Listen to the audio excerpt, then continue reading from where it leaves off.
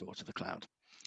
Okay, so welcome everybody and thanks for coming. And I really particularly want to thank Rob Clark. Rob, thanks a million for agreeing to meet this afternoon and join us. And we're very interested to hear what you have to say. So I guess I'm going to hand over to you, Rob, just to outline what you're going to cover, and then we'll take questions as they come.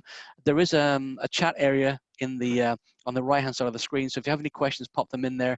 But Rob, if you're happy to take questions as we go, then people can just unmute themselves and fire away. So Rob, thanks a lot, and over to you. Thank you so much, Tony, and thank you to Bart, who's not here yet, late as usual, for inviting me to do this. It is a great honor for me to be able to do this and be a part of Dealey Plaza UK on a whole. And today I'm going to be talking about Thomas Beckham. And the reason I wanted to talk about him is that I came into some possession of some knowledge that didn't seem that was out there very much at the time.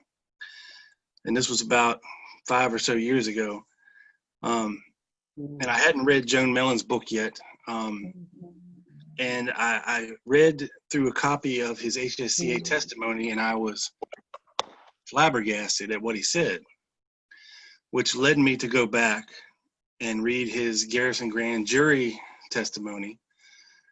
And it was probably 120 pages of a lot of nonsense, and he really didn't say anything at all, didn't give anybody up, didn't admit to anything.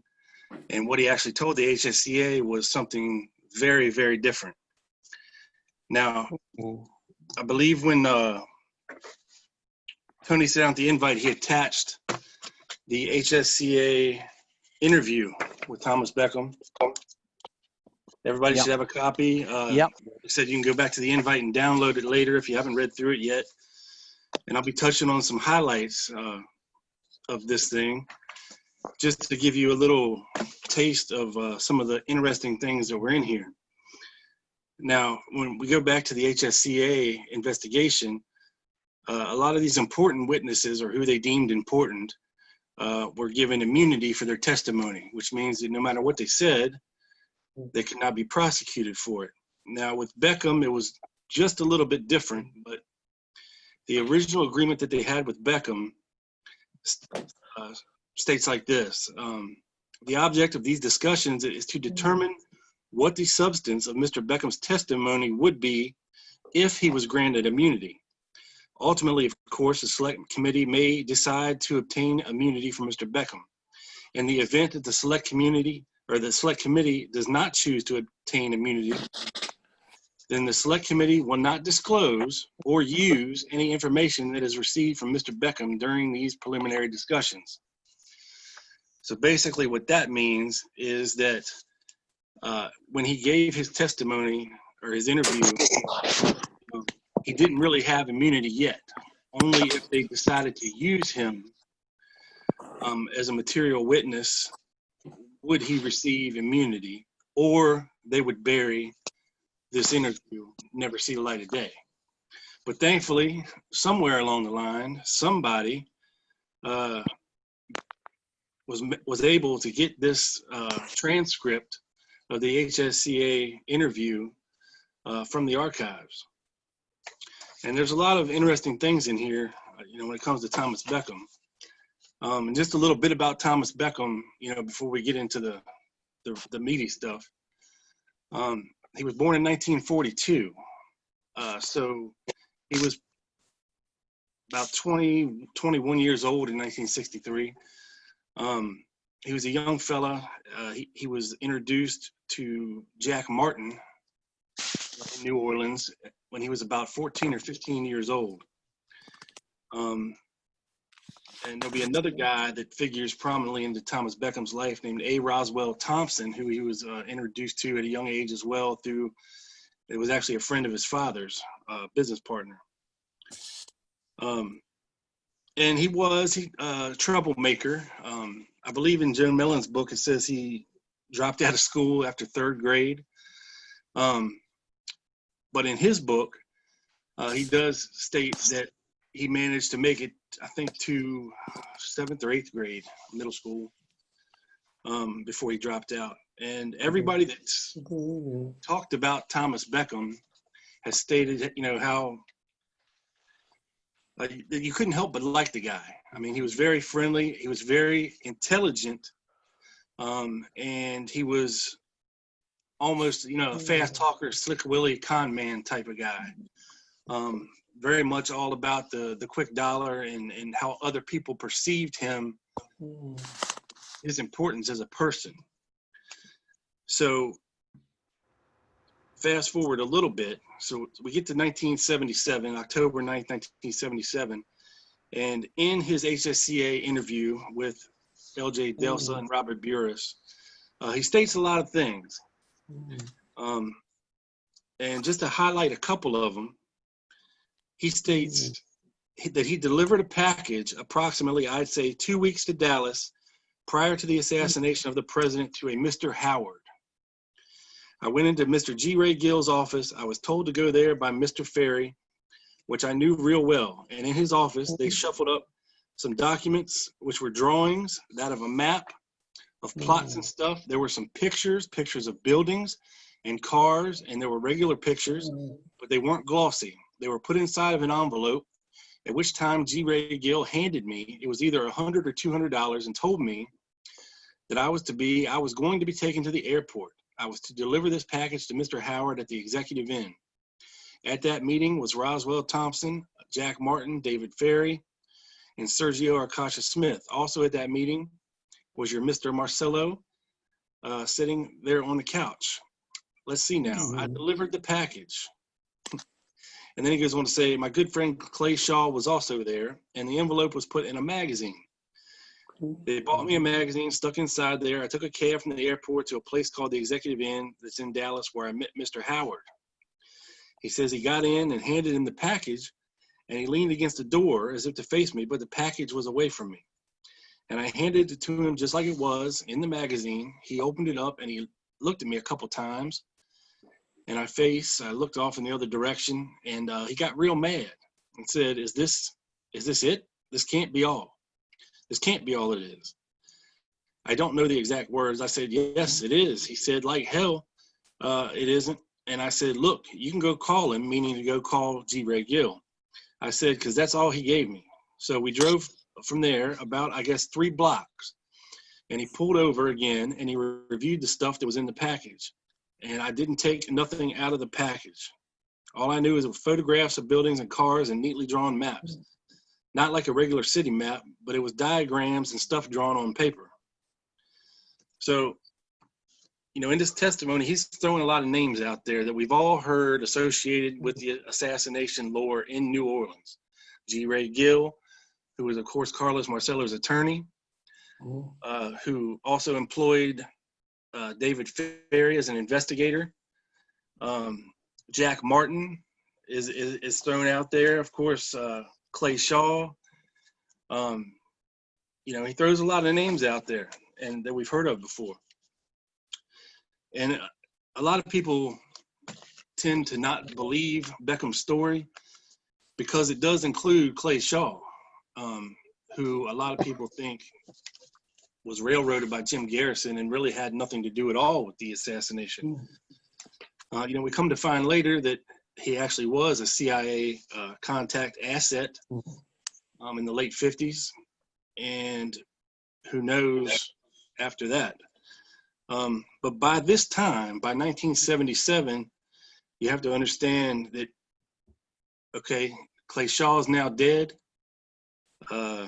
David Ferry is now dead. Fred Lee Chrisman, who he says was a CIA handler, is dead. A lot of the folks associated with all this stuff are dead. Now, at the time, Lawrence Howard was not dead, but he said his name anyway. So, you know, it's just interesting to note about all this stuff, the names, the places. You know, we know Beckham was in New Orleans at the time. There's been interviews with Jack Martin, who does claim that he knows who Thomas Beckham is. You know, and he claims that Jack was very You know, he's portrayed as just this bumbling drunk who was really inefficient, but in reality, as opposed to like the Oliver Stone movie, you know, Jack Martin was very intelligent, very connected, very feared, and it seemed like he was the man you went to if you wanted something done in New Orleans.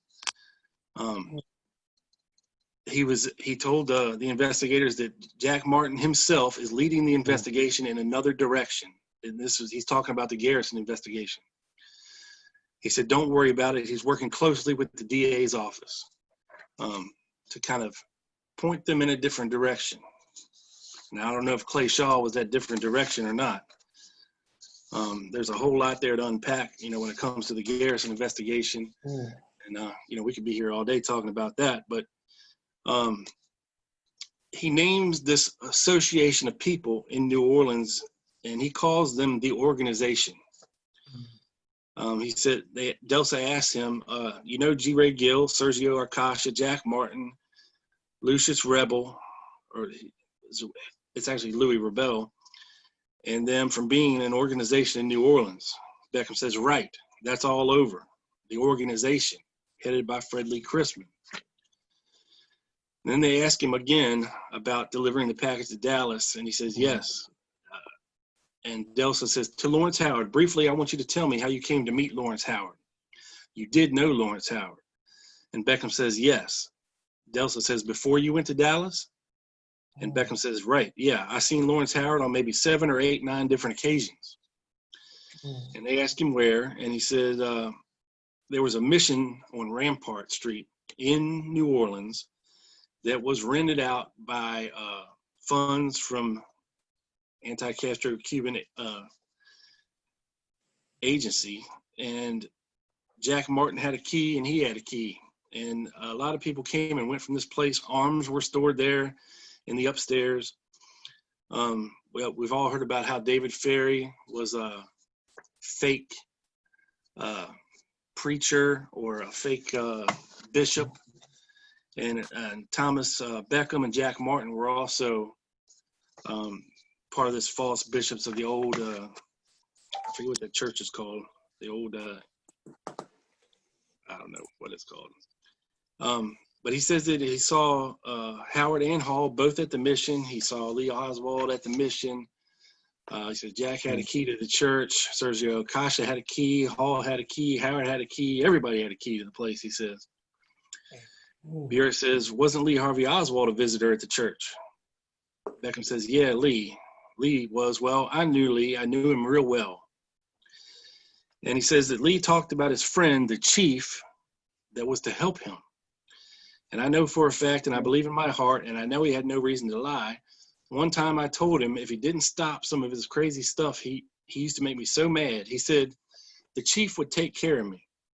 And I said, why don't you stop the silly stuff? He said, no, the chief, which he told me was the head of the FBI then, which was Hoover. He said he didn't worry about the local FBI, that the chief would take care of him no matter what, that he had his ends, and that this was no worry. Lee, as a matter of fact, one day I met Lee, was up in front of the old International Trade Mart building this morning. He was giving out some kind of free Cuba pamphlets or something. And we went and had a Coke down there on Canal Street. And he told me that particular day that he was just on television. So, you know, we have actual footage of Lee Oswald handing out leaflets in front of the International Trade Mart, which of course, you know, Clay Shaw was the head of. He didn't last there very long. Now bear with me while I try to share this image. I don't think I can. It says host disabled participant screen sharing. Oh, no. Didn't think I did that. Okay. Bear with me. Sorry about that, Rob. I've just made you host, so you should be okay now. Okay, let me try this again.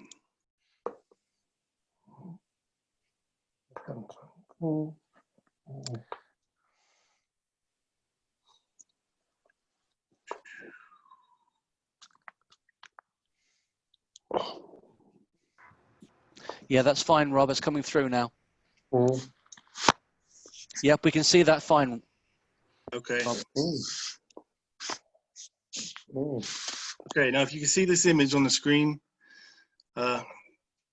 there's two images, one on the left, one on the right. Both clearly show Lee Harvey Oswald handing out these pamphlets. And in the background, there is a person with a red arrow over them. I think we've just got your desktop, Rob, at the moment. Really? Yeah, we're just seeing thumbnails of like your desktop files. Okay, hang on, let me try this again.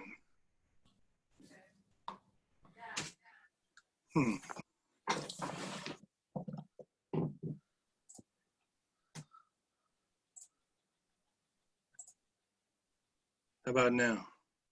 Yep. Yeah, Yes. we got. Thanks. Got that, yep. Okay, yeah, the picture, you got see Lee Harvey Oswald clearly in both pictures from front to side. And then there's a figure in the back wearing a suit, pompadour haircut. Oh, yeah.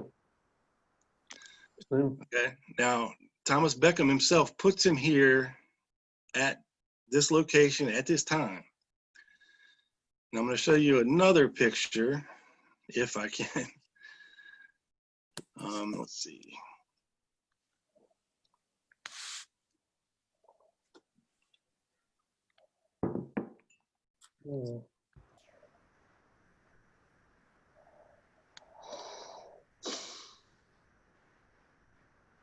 Sorry about this. Now, some people say that this picture resembles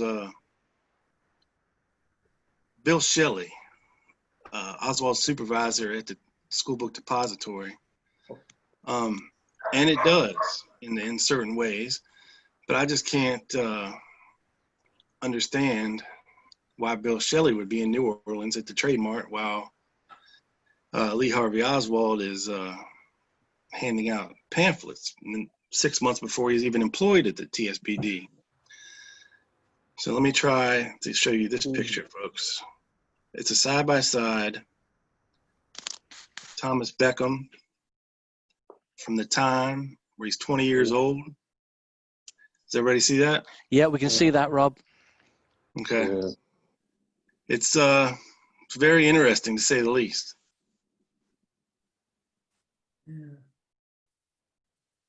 It looks like him.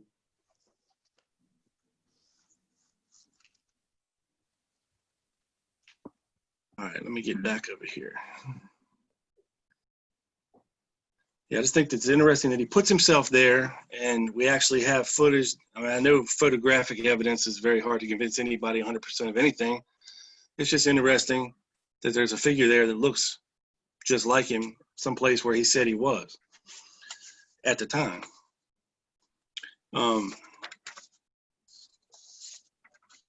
Now, the HSCA investigation into what Thomas Beckham was doing was actually not officially sanctioned by the folks at the HSCA.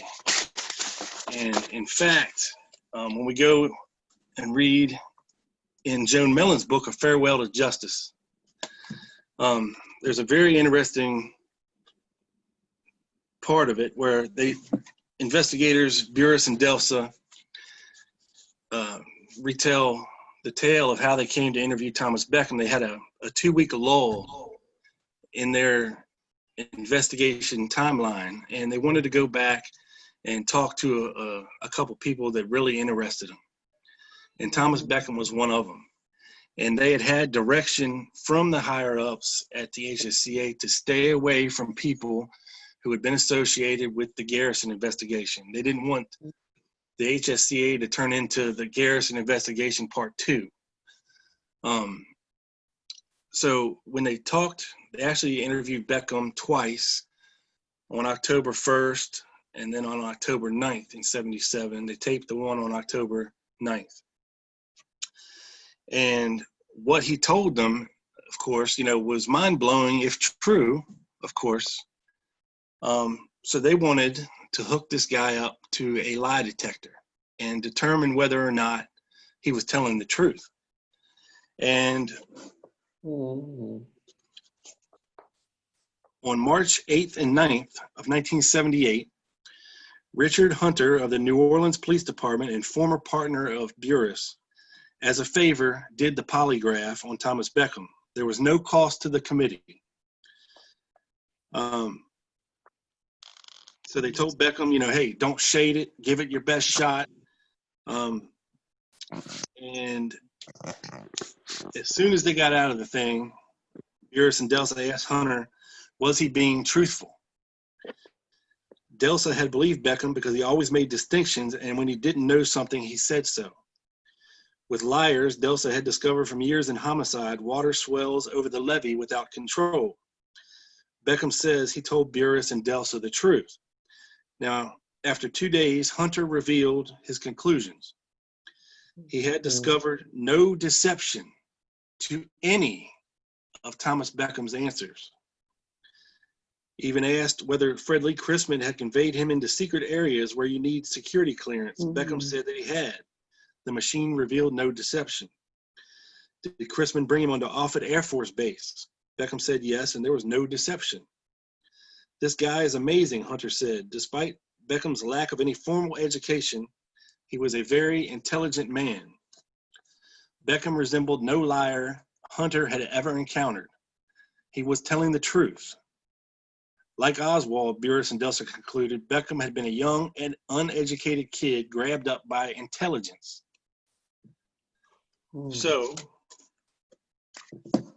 we have his HSCA testimony, which he tells us his version of events, the truth as he knows it. He's given a lie detector test by Burris and Delsa. Now they take the results of this lie detector test back to their superiors at the HSCA, and they are let go, relieved of their duties over this thing. They were told explicitly to stay away from New Orleans witnesses. They did not listen, and they were let go.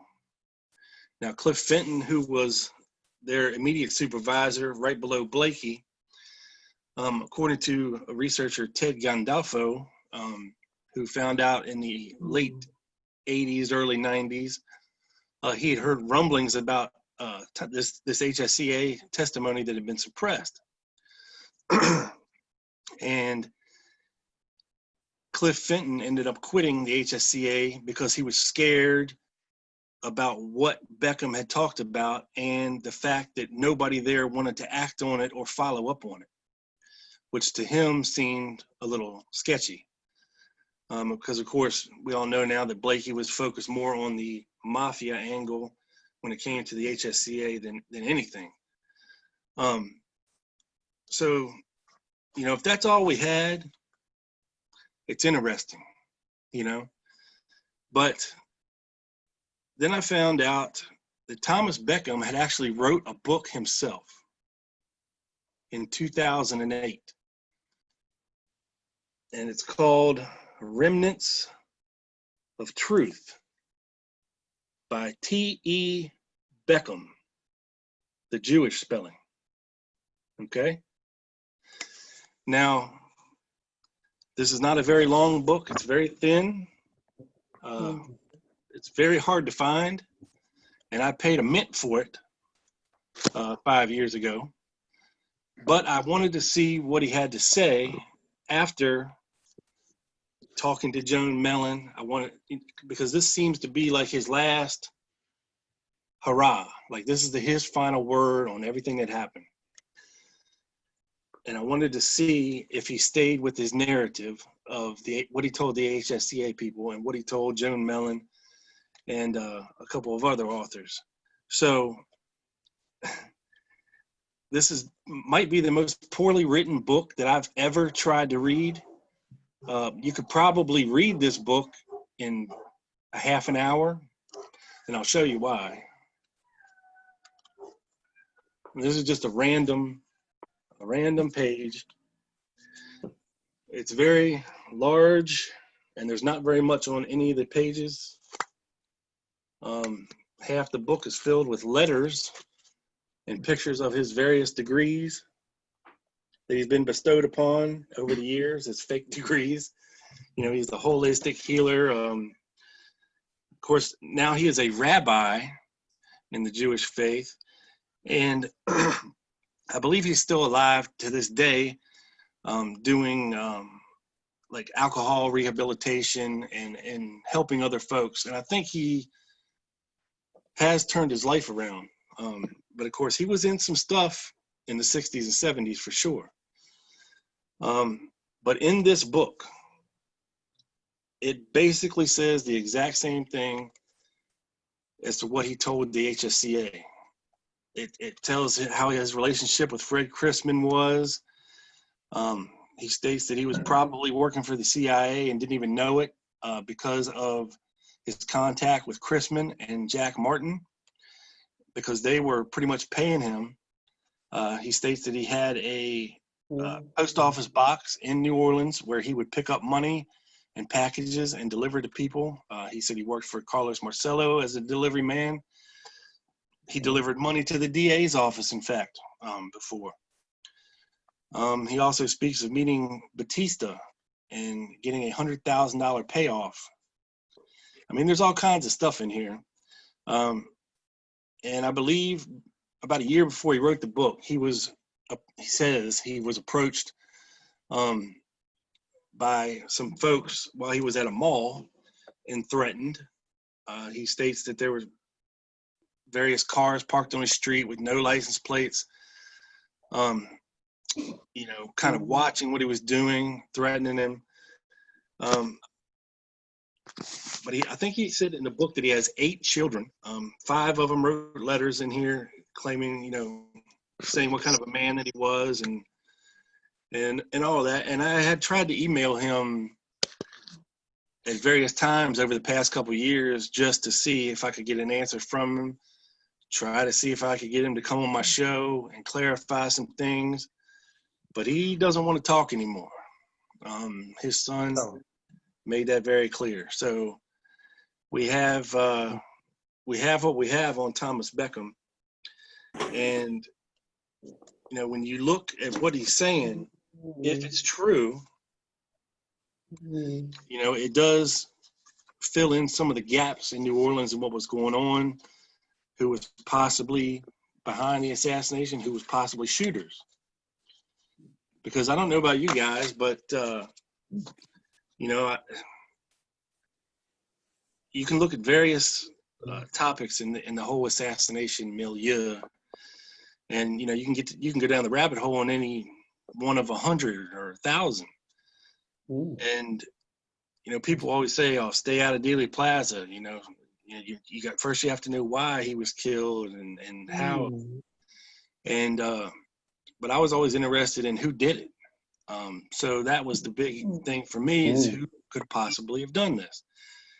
Now, when Thomas Beckham is saying that he took this stuff to Lawrence Howard in Dealey Plaza, or in Dallas, I'm sorry, 2 weeks before the assassination, Lawrence Howard was definitely the kind of person who was not a good person. He was a mercenary, a bad dude, into some bad things. And L.J. Delsa was actually interviewed by Jim Fetzer the last time he went to New Orleans a couple years ago for his show. And, you know, normally I'm not a fan of Jim Fetzer, but, you know, every once in a while something good comes out of something. And what Delsa stated in that interview was that when they went to talk to Lawrence Howard in California, they met him at a location, and they talked to him, and Lawrence Howard told him, "Just so you know, I'm packing heat," you know, and they were like, "Okay, well, you know, we just want to talk." So they proceeded to follow Lawrence Howard up to his house. They went in and had conversations with him in which he pretty much denied any involvement in the assassination, even when confronted with what Thomas Beckham had said about him. And he said when they walked out of there, Delsa looked at his partner and said, "You you realize we just talked to the guy that pulled the trigger, don't you? And this is coming from a seasoned homicide investigator of 30 years, gut feelings. No hard evidence, just a gut feeling. You know, and when you look at the interactions of these people, you got to ask yourself, I always ask myself, what would motivate the trigger man to pull the trigger on the president of the United States? And it's either money or it's ideology or a combination of the two. I mean, you can not like somebody and want to kill them, but to actually do it is a whole different ballgame. And what these anti-Castro Cubans and these freedom fighters were doing back then, they were leaving their families behind to go fight for a cause they believed in so deeply that they felt so betrayed by the president of the United States in the Bay of Pigs, and all of their friends got killed. And they believed strongly enough to do something about it. It would be like after 9/11, had we not gone over to the terrorist countries and waged a quote unquote war on them, that, you know, maybe some of the folks who lost family members in the Twin Towers believed in the whole propaganda of these terrorists enough to want to go over there and hunt them down on their own and leave their families to do it. You know, the guys like Lawrence Howard, Lauren Hall, I mean, they left wives and kids behind to transverse the United States and give these talks and lectures and try to trump up money for guns, medical supplies, food, to go on these Cuban raids themselves and try to take out Castro, because our government wasn't going to do it. And, you know, when you look at different people who were involved here, and I'm not saying Lawrence Howard was a shooter or Lauren Hall were a shooter, but there's interesting things that you could possibly say would lead you in that direction. And, you know, Larry Hancock had a book, you know, a few years back, Someone Would Have Talked. And the whole premise of the book is that people did talk. And some of them talked more than they should have. You know, we know from, and of course, you know, people, you're not going to convince everyone of everything. But, you know, Jerry Hemming said a lot of things over the years that probably, you know, half of it you can throw out the bathwater. But there has to be some truth in what he's saying somewhere, or little bits of it. And, you know, he pretty much stated that Felipe Vidal Santiago was in Dallas. He had met with General Walker. Lauren Hall was in Dallas. Roy Hargraves was in Dallas on November 22nd, 1963.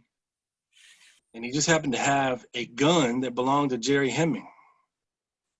And we're all familiar with the Warren Report, of course, and contained in the Warren Report, there is the Dick Whatley Report. And if you're not familiar with the Dick Whatley Report, it basically goes into a report about a detective agency in Los Angeles where Jerry Patrick Hemming pawned a Johnson 30-06 sporterized rifle with 10 power scope. And it tells how Lauren Hall came to get that rifle out of Hock, and in the process also bought a $350 camera, which if you translate that into today's money, it's a really nice camera. And he wrote the check on the account of one of these Cuban revolutionary funds. And for some reason, the FBI showed up at this detective agency on November 23rd asking about this rifle. Now, why would they do that if they had not found this rifle in Dallas? I mean, the reports are not there. They're buried. They don't exist. The only thing that I've ever seen of it is on one of AJ Weberman's nodules, where it was a reproduction of the actual FBI report, but I have never, ever seen the actual FBI report or whatever led them to California to inquire about this 30-06 rifle that Lauren Hall had picked up. And we know Lauren Hall and Lawrence Howard were in Dallas in October. They were arrested there on drug charges after they had dropped off a load of guns at Lester Logue's house. And, you know, when you start putting all these things together and you see how the machinations go, you know, you can conjecture all you want about Lee Harvey Oswald and his involvement in it all, and whether or not he knew what he was doing, or whether he was a patsy or they set him up. I mean, he certainly had the right pedigree for it. So that's pretty much all I have to say. I just wanted to see if anybody has any questions about anything out there about Thomas Beckham or about his connections. That's great, Rob. Thanks a lot for that. Let's open it up. What do people think? Go ahead. Rob, I've got one question. In the document that we all had the opportunity of reading, thank you very much for that and your talk, you mentioned Sergio Acacia Smith, who of course we believe may have been involved with Rose Sheremy. We had a talk on that some time ago with her son. But you also mentioned today the fact that Beckham mentioned maps and plans that were in this package. Were these potentially the ones which were found on Acacia Smith in Dallas of the sewer system? Did he actually say what these maps were? No, he said he never looked at the package. He just knew that there was maps. He saw that there, you know, where you could generically look at something and say, okay, that's a map, or that's a picture of something, and that's about all. He didn't actually go into specifics about what exactly they were, unfortunately. I have a question. In the writings, you mentioned, well, it's not you mentioned, Beckham mentions the organization. And I originally thought that meant the mafia, but later on it seems to be the religious organization. Did you ever get any sense of that? The sense that I got of the organization was basically a loose group of people involving Fred Lee Chrisman, Jack Martin, G. Ray Gill, one of the Marcello brothers, I believe it was Vincent, David Ferry, and of course some unknowns that Beckham would have never seen or heard of. Possibly could have involved General Edwin Walker in Dallas, Jack Ruby, who knows? But I don't think it was just strictly religious based, John. No. Okay. It did leave me a little, I wondered what that meant. And apparently no one asked him in the committee either. Yeah, no. I mean, it might be in the notes, but again, he doesn't go into too many specifics. It's more of a generalized questioning of him, and they don't poke him and prod as much as they should, I believe. Of course, I would have asked him a bunch of different questions, but we got what we got at this point. Right. Rob, I see that on Amazon, there's a 2018 book called Missing Links by Ralph Thomas. I wasn't aware of it, but apparently you can get it on Kindle for $10. But apparently Ralph Thomas looks at the latest releases from the RRB and has ostensibly some new information. Are you aware of that? Do you know anything about him? Yeah, Ralph Thomas, he's a prolific writer. I mean, he's wrote this master 3,000-page book, and then he's broken it up into parts. I mean, you can buy the whole thing, or you can buy like certain little parts of it on Amazon. And I saw that too, as a matter of fact, Gary. And so I downloaded a sample of it. And damn if he didn't mention me in the first 3 paragraphs about the shows that I did on this before. So I don't know. I haven't dove into it much. I mean, I know the first document is the one that we attached, which is the HSCA transcript in the book. I've not spent the $10 to see what any new, anything new that has come out. I mean, I think by now, almost 2 years later, people would pour through these things enough to where if something was in there, it would have popped out like a lion. But I'm not sure exactly what he's referring to, Gary, when he's talking about that particular part of it shedding light on the Beckham story. I think he's talking about the JFK assassination as a whole when he's referring to new documents. Cool. Oh, Hi there. have an opinion on Fredley Chrisman? Yes.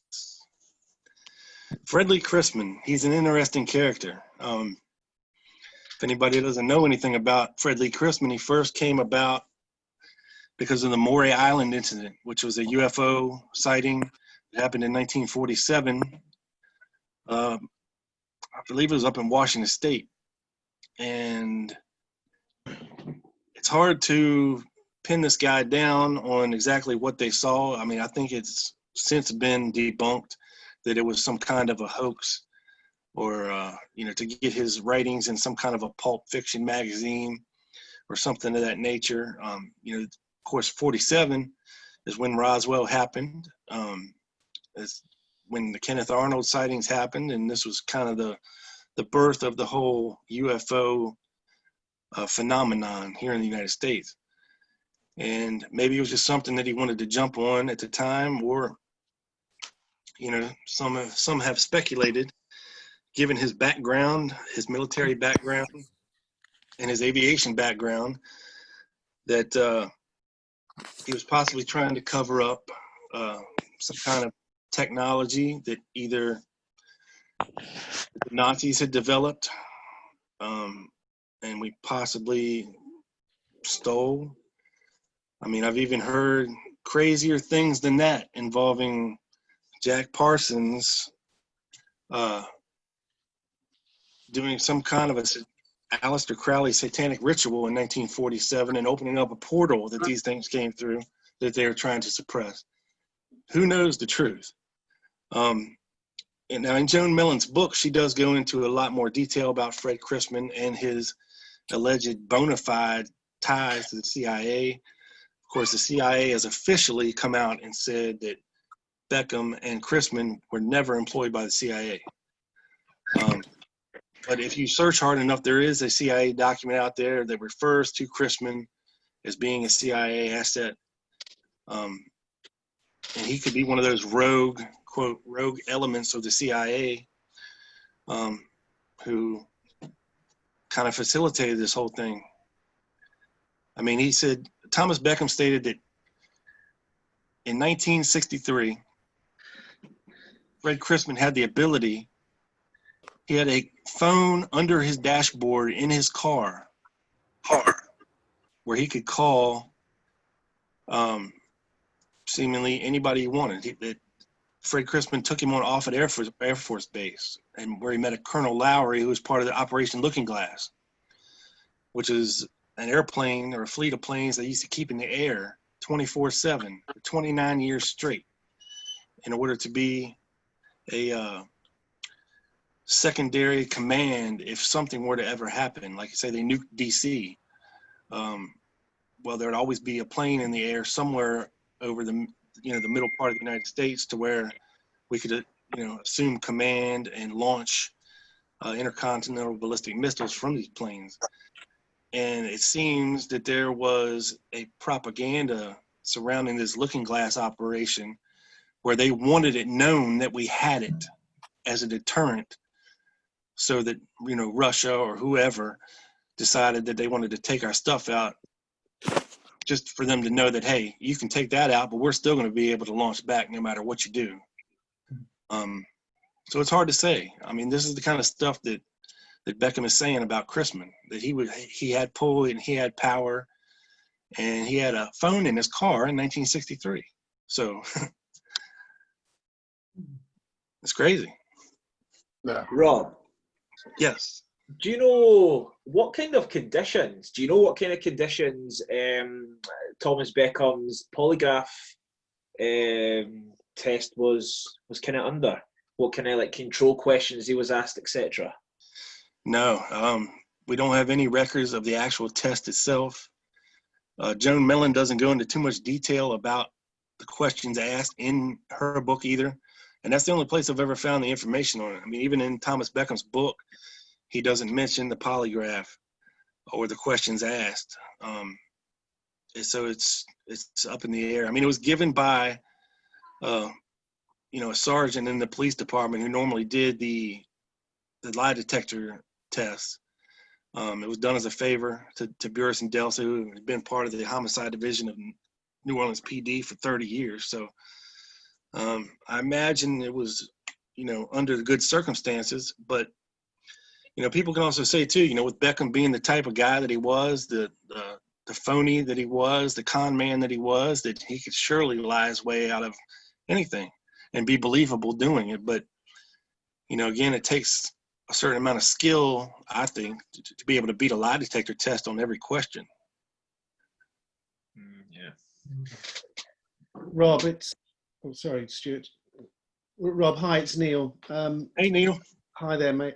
I've just got a couple of questions, if you don't mind. The first one is with reference to a paragraph top of page 18 of the Beckham HSCA transcript, in which he says, quote, "In another meeting I met with Lee was that when he talked about just getting back from Mexico and he was going to be coming into some money."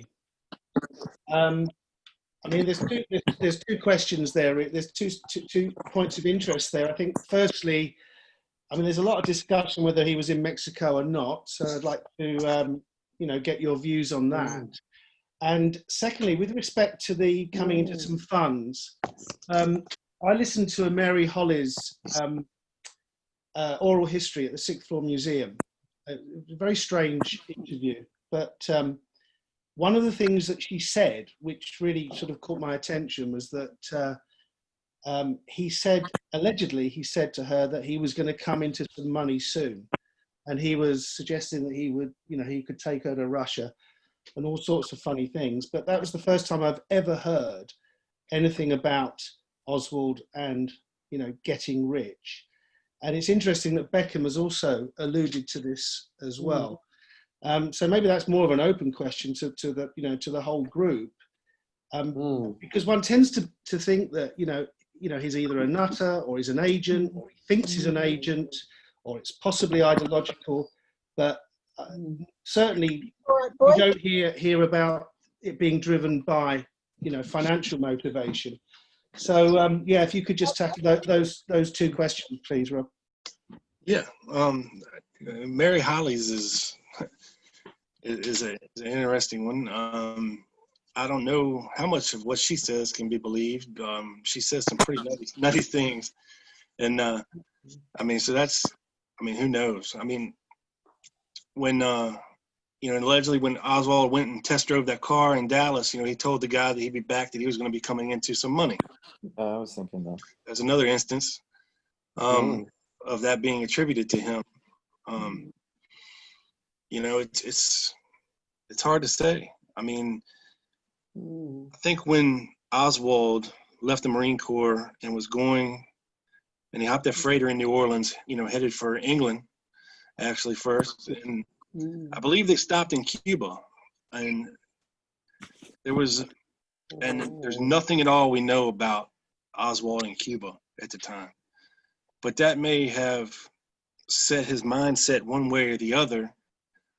And then of course, once he got to Russia, he got to experience communism at its most pure form. So it's really hard to say after he got back, was this whole thing with, Fair Play for Cuba Committee just a ruse, or was it something that he believed in? Me personally, I think it was a ruse. There's just too much out there, when it comes to Bannister's office and what was going on there, and the things, alleged by like Carlos Bernier and Carlos Quiroga, and all the stuff that was going on in New Orleans at the time. And I didn't even mention, how odd it was. If anybody out there is familiar that's seen the James Martin film, and this was, I believe the FBI had it by January of '64, and Dallas FBI never saw the film. It was sent directly from Minneapolis to New Orleans, where they deemed it had no value whatsoever. And this guy Martin went on a trip to Dallas. It starts off, you see the plane in the sky, the clouds in the sky. He lands in Dallas, and then cut scene to General Edwin Walker's house on Turtle Creek Boulevard.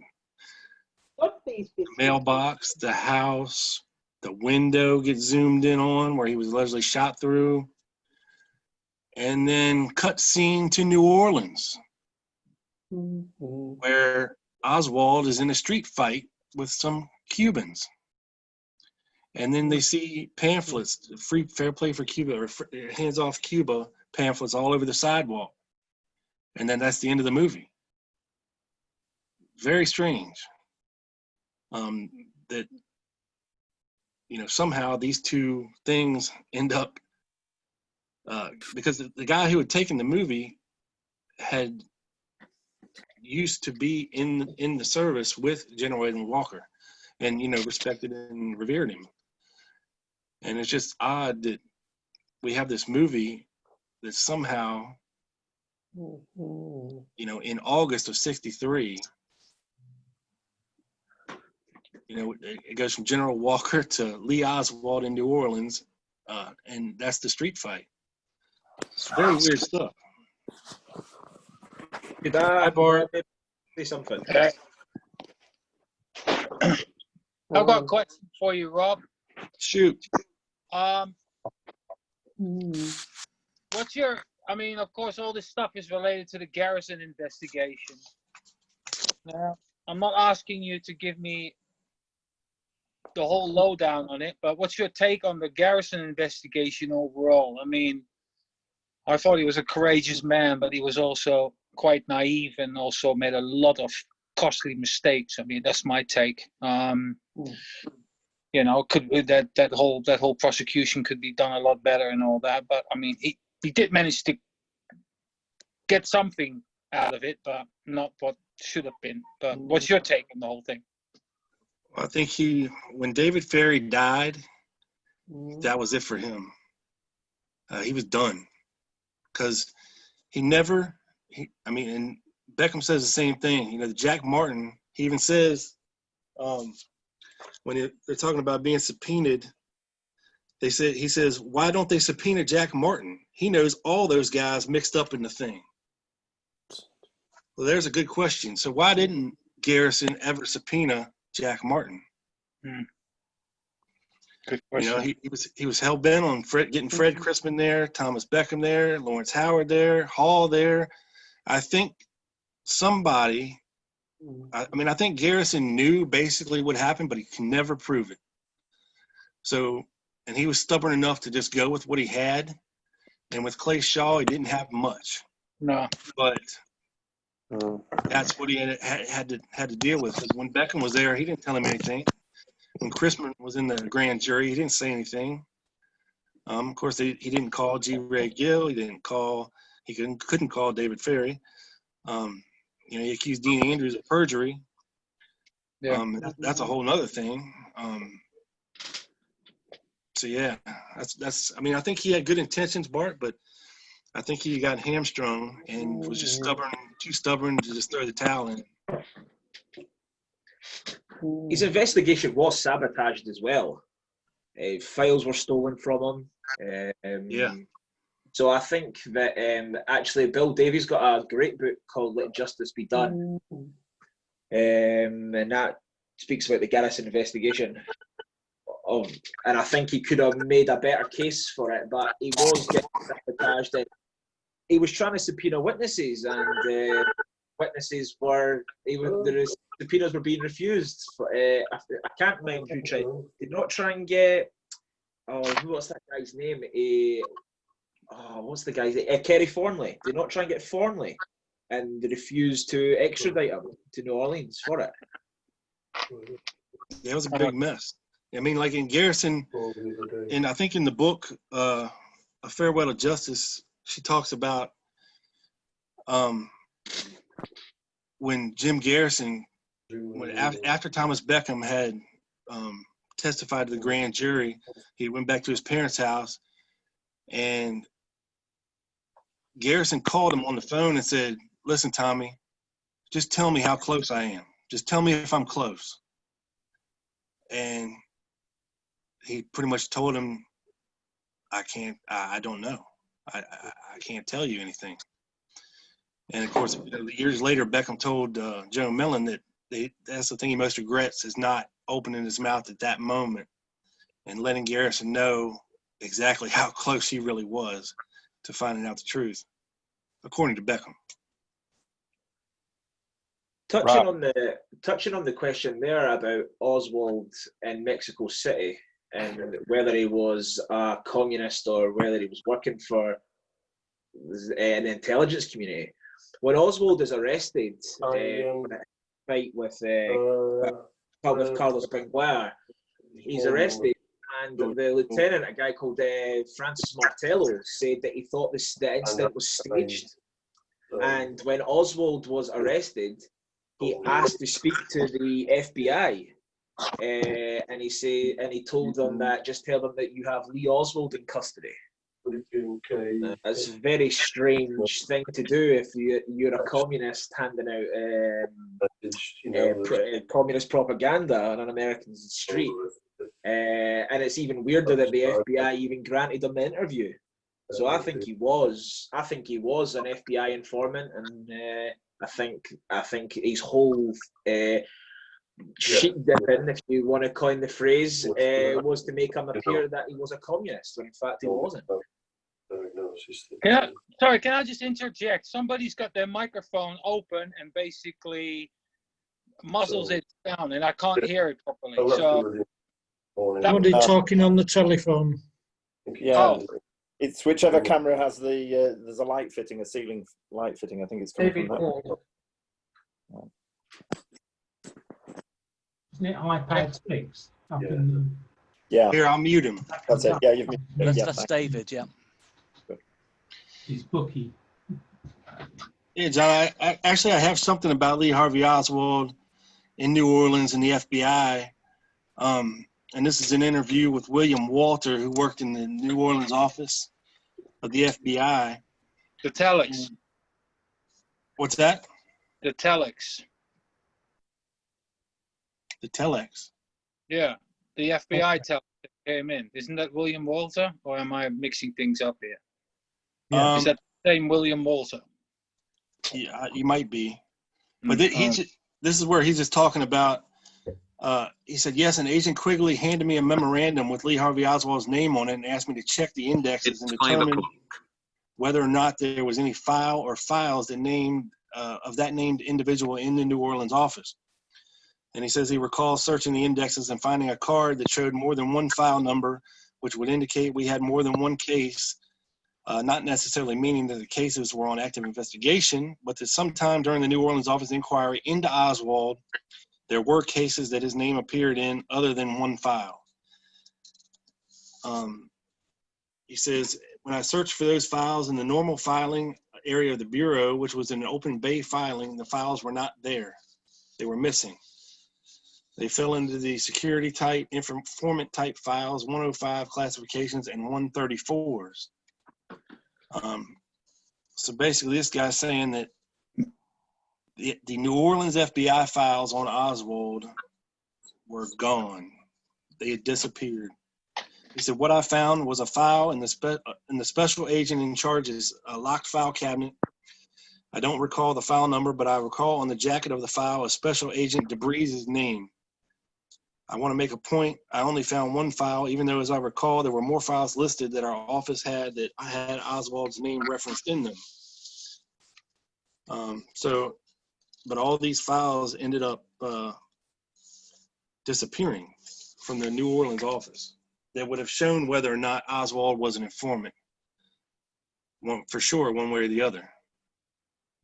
Just a coincidence that those files disappeared. Yeah. Rob, I mean, you if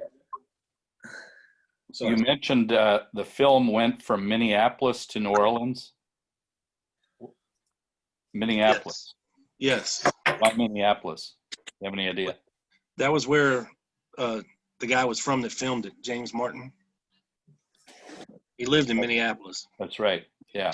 I tried to track down his relatives that are still here. Didn't make any headway. Couldn't get to them. But it's interesting that he operated out of here for whatever reason. I don't know if he was born here, but Yeah, the only place I've seen that movie is on if you go to the 6th Floor Museum's website and go to their movie section, you can actually watch it online, and that's the only place I've seen it. okay. It's not very long. On page seven, just curious, it talks about Beckham hitting the road because he starts to get worried about being in New Orleans, and he says, I end up in Lincoln, Nebraska. Then Chrisman finds him in Lincoln and tells him to get out of town, and he goes to Omaha. And what occurs to me is it's barely 50 miles from Lincoln to Omaha, and he's safe in Omaha.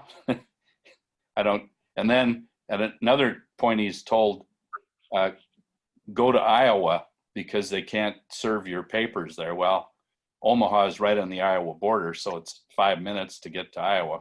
So it's kind of a tight window between Lincoln and Omaha. Offutt Air Force Base, which is the main strategic air command base in North America, is there. And Offutt Air Force Base is mentioned. So I'm wondering if there's something, some contact at Offutt that is significant. Yeah, well, he talked about meeting this Colonel Lowry that worked at Offutt and worked in Looking Glass. I'm not sure if he was part of the guys that rode the planes around or not, but certainly there's some kind of maybe DOD connection to that Air Force base. The physical area itself, I believe, he states he went to Omaha and him and Fred Chrisman opened up a thrift store of some sort.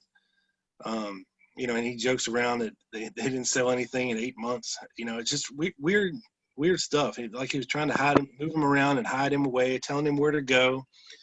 Always seemed to know where he was, even though and Beckham may have had family in Nebraska as well. I believe he says Chrisman called him at his brother's house when he was there, staying there one time, and he had never told Chrisman his brother's name or number or anything.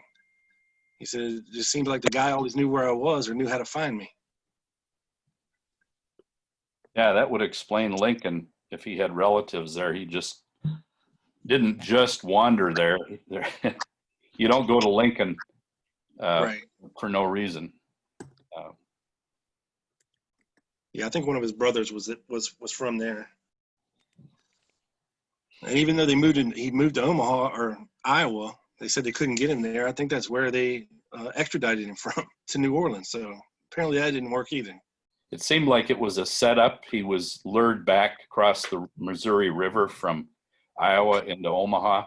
Like I said, 5 minutes, and he was seemingly suspicious, but that's when they served him papers. It was a setup. I think. And he still had warrants open in New Orleans from the beginning of the 60s that he was afraid to go back for. He was afraid that they would get him on that, somehow get him into prison and then kill him while he's in prison. Thank you. Anything else, fellas? Yeah, Rob. I know John touched on this earlier on regarding the religious crew of God botherers in this case. We know CIA utilizes things like YMCA. And in this case, you've got Dave Ferry, who's, like you said, some bishop in, and the Paynes even are Quakers. And you've got Chrisman and Beckham, and there's also mentioned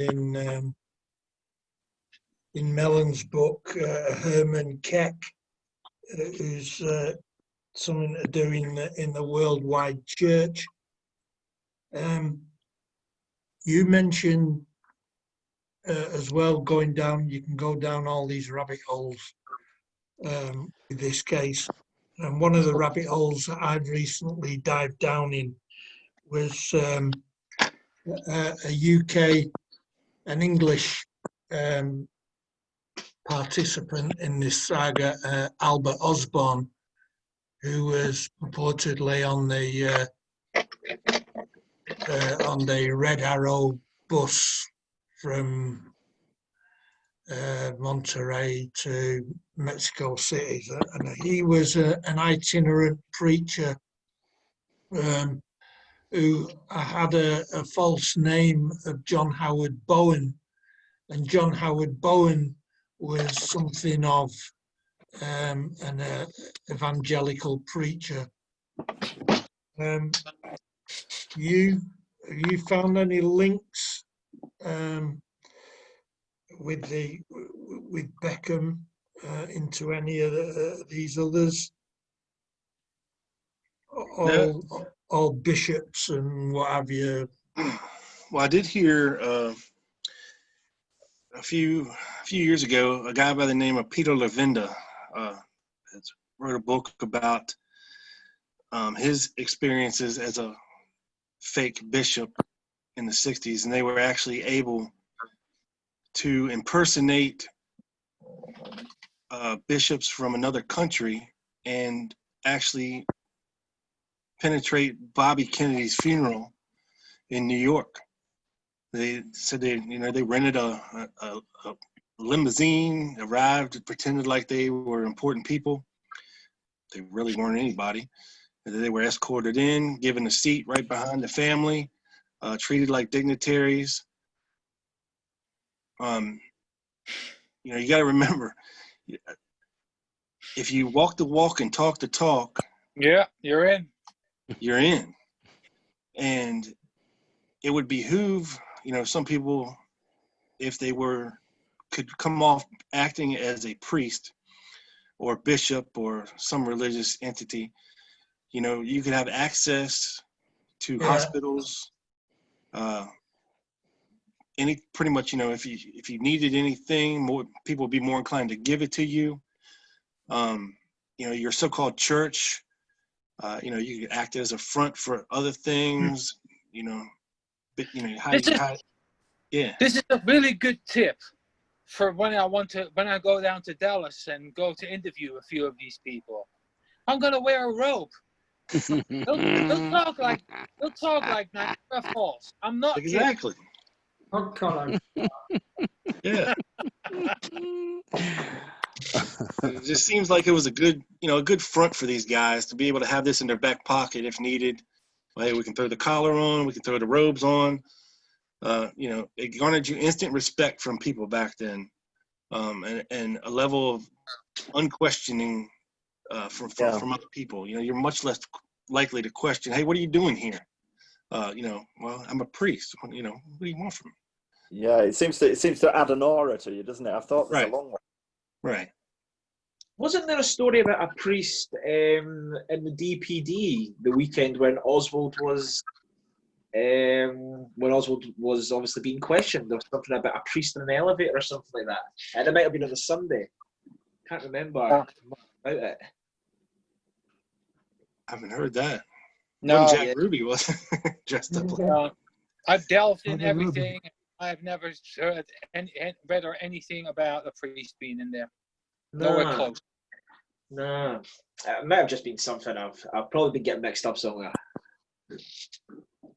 Yeah, Rob, and again, just in addition to this, where I mentioned Albert Osborne, there's it's probably in some book from a long time ago or something that Chrisman was linked with Albert Osborne running a sort of assassination group in Mexico. I don't actually believe that report, but talking about the Torbett document. Is that what it is? I think so. Yeah, maybe. Yeah, I think that's where I've read it. Hey, Pete, there's a book.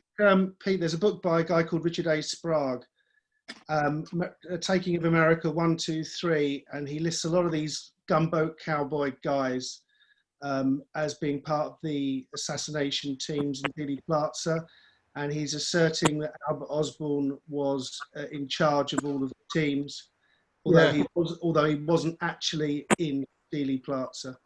Yeah, he was in the UK. Yeah, where was he? Okay, well, maybe that's the book that you might be remembering. Right. Yeah, it's what I've read.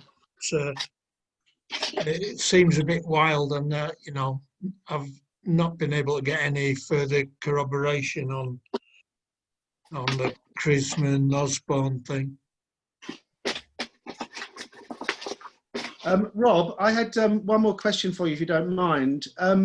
In your Prime Suspects episode, which I thought was really good, you mentioned, and it came from a Stephen Jaffe interview, that Lauren Hall was going to write a book on the assassination. Did he ever put pen to paper in any fashion? Not that I'm aware of, no. No? Okay. And your book, the Beckham book, Remnants of Truth, is there anything in there that's a revelation that's interesting? No, it's just more of exactly what he told the HSCA. It's like he didn't vary much from anything. Like I showed you the book. It's very short, big writing, maybe 100 pages. In and of itself, that's rather telling, isn't it? Because you would think that, was it self-published, by the way? Was it? Yeah, self-published. Yeah. You would think that if he was doing that, the temptation to glamorize his part or to up the ante would have been quite a large one. So it's quite telling that he sticks to very much the same story, isn't it? Yeah, I mean, it came off very much like a final word from him. As I don't think he was in good health around that time. And I think he just wanted to put pen to paper and be it his last word on everything, but apparently, as far as I know, he's still alive. Yeah. Does he mention much about Jack Ruby in the book? Does he? He does mention Jack Ruby. He states, that he had met Jack Ruby, that Lee Oswald did know Jack Ruby, that Ruby had come to New Orleans a few times, and he had met him there. You gonna call him, Bob? Do what? Are you gonna call him? Who? Beckham? Beckham and the others? No, I said earlier I've tried emailing him, and his son pretty much stated he's not talking anymore. That he's done. So I mean, like I said, this is probably his last word on this thing. And he did put something in the book about the time that Oliver Stone was making the movie JFK. they approached him, for his input or to, and he said he kind of turned himself up to 15 and started telling them a bunch of wild stories and stuff, and basically made them shy away from wanting to have any of his input in the movie at all. And he said that was done on purpose by him because he didn't want to be a part of it. He didn't want anything to do with it. So if this was some guy looking for fame and fortune and all that nonsense, then there's other things he could have done to achieve that. But, he's pretty much laid low. I know he's a priest now. Yeah. But so actually contacting John Mellon would be the second option then in that case, because of course she only uses a little bit of what he actually said, or did she put the whole interview in the book? I think I've read her book, but it's too long ago. More than 10 years at least. Yeah, no, everything's never in the book. So True. Yeah, there might be more out there. Rob, did Thomas Beckham ever did they ever disclose, or was ever asked how Oswald managed to find the money to pay people to help him hand out leaflets? Did they ever know where Oswald got the money from? No. I mean, he stated that how he got money was doing favors for Jack Martin and Guy Bannister. The Guy Bannister would pay him, here $5 or $10, hey, run this key over to whoever, or deliver this envelope to whoever. Just basically being a gopher was all he was to these people. Sure, he wasn't privy to everything that they were doing or everybody that was involved. He was basically very low level, and he even states, I think in Joan Mellon's book, that he was maybe being considered as a backup patsy, if Oswald didn't work out. It's hard to say. Did they have any prior to New Orleans? What would have been his CV almost to pin him this crime on him? Did he go to Russia? Did he do any communist observers and stuff? Nothing crazy communist. He just had a very long rap sheet. Interestingly, though, he had been admitted to a mental hospital at the beginning of 1963. And I believe that was the second or I know it's 3 times altogether, but I can't remember the order in which he was in. And I know he went against his will to at least one, and then he says the other 2, he pretty much went there himself to kind of lay low and get away from things for a while. It wasn't the same mental hospital that they tried to get Oswald to get the job in, was it? No, that was East State. I think Beckham went to Mandeville. Nah, right, okay. Thank you. Rob, yes. A little background on Chrisman.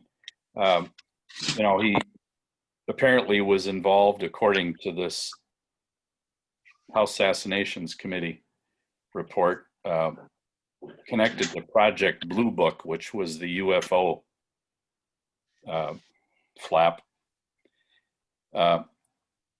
It's interesting that kind of activity kind of meshes with the fact that the CIA in the 50s was in the process of using people like Joseph Campbell, the Harvard American mythologist, but I think he's probably known in Britain pretty well.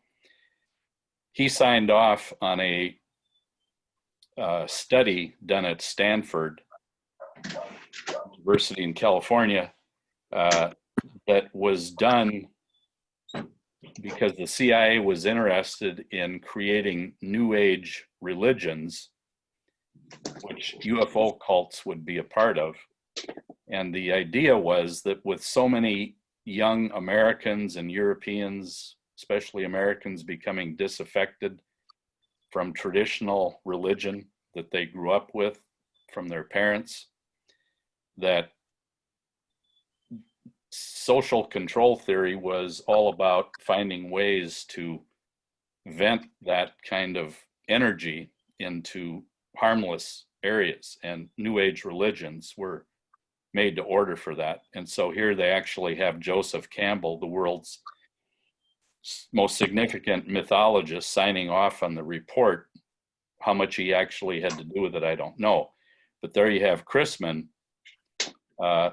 involved at some level with Project Blue Book, and you know, the UFO cults that have developed since then, you know, certainly attract a lot of people and diffuse their political activity into harmless areas. Just something that occurred to me. No, you're right. You know, I talked to Adam Go Rightly, who's written a couple books on Kerry Thornley and, you know, all this crazy stuff that was going on in the 60s with the hippies. And in the last show I did with them, we actually did a show about Raymond Brashears. And, you know, he got to talking about this one strange UFO cult led by Dr. Frank Stranges. And interestingly enough, in this Beckham book, he's got a letter. He had his he asked people that he knew to write him, you know, letters and tell him what they thought about him. Okay, weird stuff. But anyway, he's got one in here from Dr. Frank Stranges, as a matter of fact. It says this: I have known Rabbi Dr. Thomas E. Beckham for nearly 35 years. Whatever he does it well. He is a fine family man who is always self-giving. He is very well educated in religion, psychology, and naturopathy medicine. I think that he has written a very educational book that will answer or bring together missing parts of the JFK investigation. I wish him only the best. Dr. Frank Stranges. So, you know, this stuff is certainly out there. The connections are there. How far you want to go with them is a whole nother ball game. Because when you start talking about, you know, Chrisman, I know like Garrison thought he was one of the tramps, which I think that that's not correct whatsoever. But Garrison seemed convinced of it. You know, and then I think Ken Thomas wrote a very good book called JFK and the UFO that dives into a lot of this stuff with Chrisman and Beckham and what was going on back then during the time with these UFO sightings and just exactly what these guys were up to. Very interesting book as well. You know, I think the fallout from that whole CIA project to create New Age religions is that people like Ted Sorensen, that, you know, coined the famous phrase, "That's not what your country can do for you." He was at a conference, I think I mentioned it a month ago, that John Williams was instrumental in setting up at the University of North Dakota in 2008. And Ted Sorensen was a keynote, and I was speaking also, and so I got my foot in the door with him and spent numerous times with him during the weekend. And we were standing at a dedication, and he didn't know me from a man on the moon, but he assumed that where he was at that point, in the middle of nowhere in North Dakota, was full of UFO conspiracy, off the wall types. And he said to me, I am not going to go to my grave being blamed for JFK's assassination because I wrote a speech about secret societies.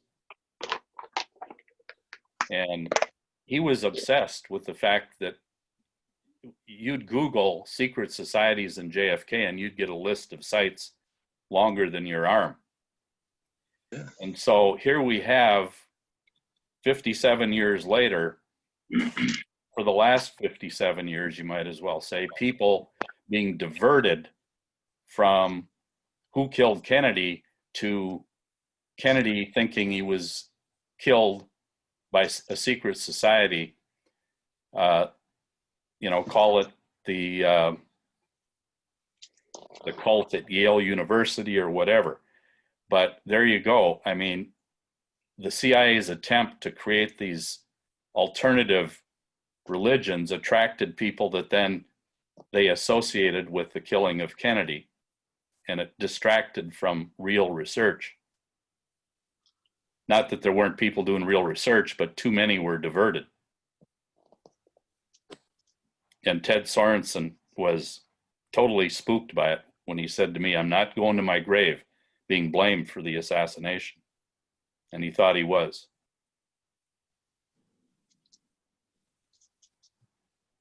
Gary, where do we go about getting some closure for this case?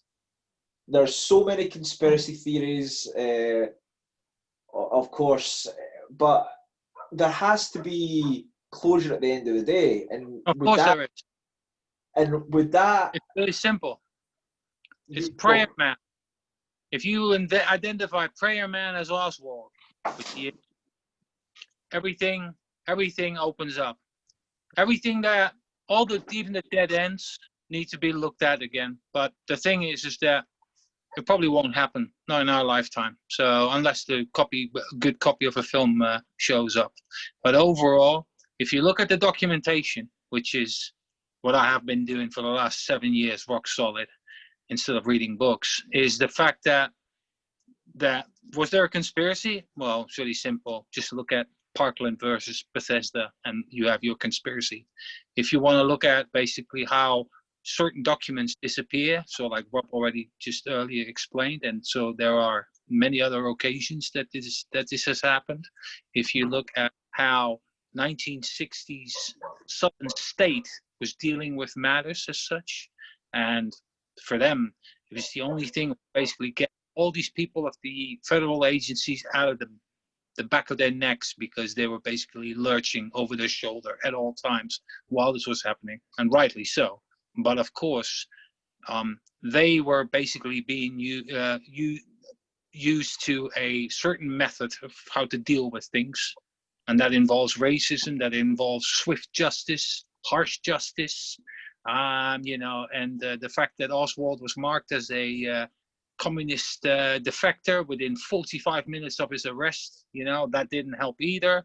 The fact that he killed a cop and basically was judged as such by everybody in that building who were there. So, for example, there were about 4 or 5 fellow TSPD workers, and even his supervisor were there when Oswald was basically brought in as such. So, if you want to find out, if you prove that Oswald's innocent and not in that 6th floor, because the DPD couldn't put him in there as per Jesse Curry's statement, then if you prove, then a whole different case starts to show up. And then of course you can say, well, who shot him then? Well, we don't know. Well, was it a conspiracy? Well, look at the medical evidence. Boom, job done. So as long as you point out that Oswald is basically standing on those steps, on that portal of the steps of the Texas School Book Depository, and show that that the 2nd floor lunchroom encounter wasn't happening, and that his alibi was destroyed in his very first interrogation as such. The very first interrogation, he basically said where he was at that time when the shooting. He was outside, in front with Bill Shelley.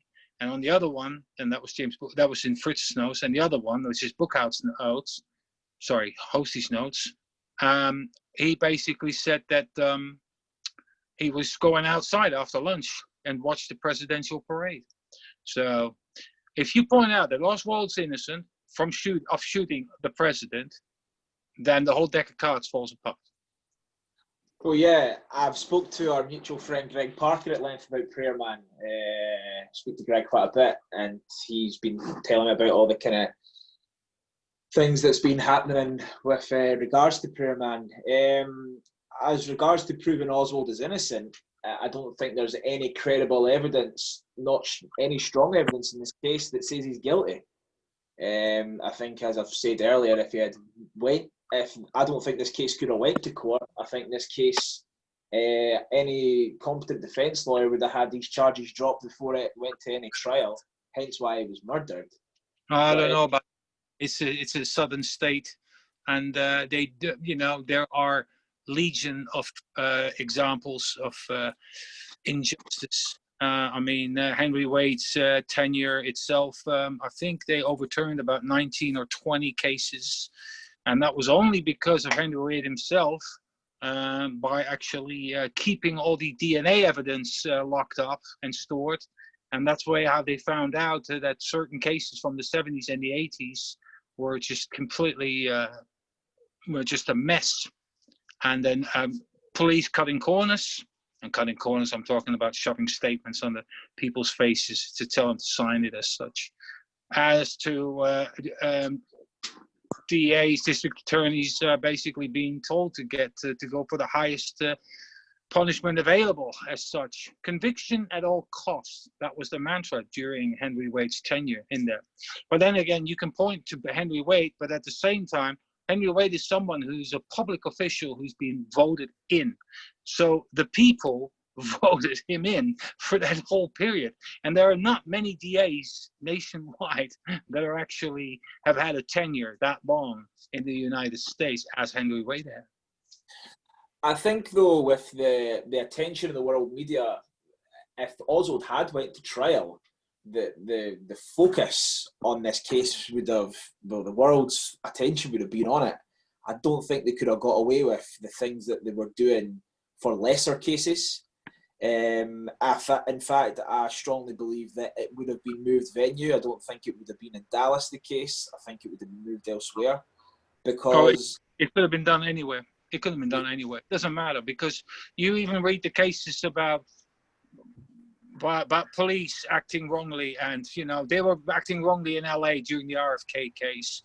You've got examples from Chicago, New York, you name it. Any other police, it could have happened anywhere. So basically, when people say, "Oh, it should have happened in the South," blah blah blah, it could have happened anywhere, because all these police forces have some sort of corruption or mismanagement examples from in these last 5 decades as such.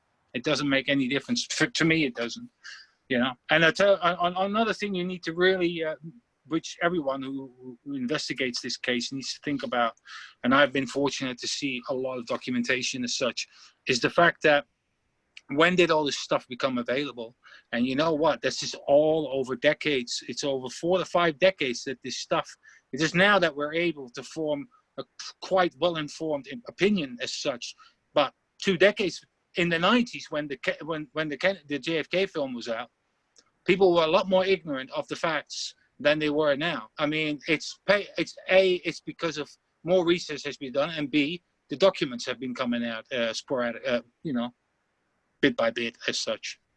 That's another thing. I mean, I'm amazed because I've been looking into the very first generation of researchers, people like Mark Lane, Shirley Martin, Sylvia Marr, and how close they were. And, they started writing rebuttals. Like the first rebuttal already came in September of '64. That was the month that the Warren Report was released as such. And then there was another one made by Sylvia Marr in November of 1964. And I've seen these documents, and I'm going to share them with everyone very soon, that were given to me by John Callan. And I'm telling you, it's like amazing how the bits they could pick through.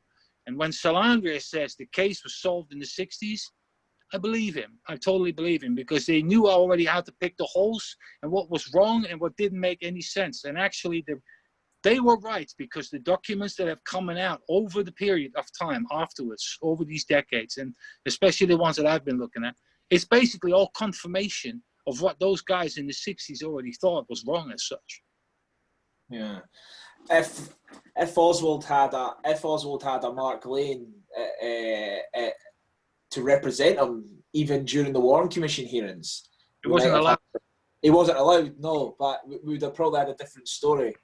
Well, maybe because Mark Lane would have been able to cross-examine witnesses. He would have challenged the veracity of evidence as well. But Roger, no, Roger Craig, was it Mr. Craig? Was it Dean Craig? Mr. Craig, who was the head of the Bar Association, who was there to represent Oswald. He turned up a handful of times and he didn't know anything really about the case. Yeah, but overall, most of the people of the Warren Commission didn't show up themselves. There was 2 or 3 people that were there most of the time, whereas the other 4 were only sporadically. Only when the really big important interviews came. Some of the interviews were rounded up in, like, they had 3 interviews in 2 hours time, and just rounded it up real quick.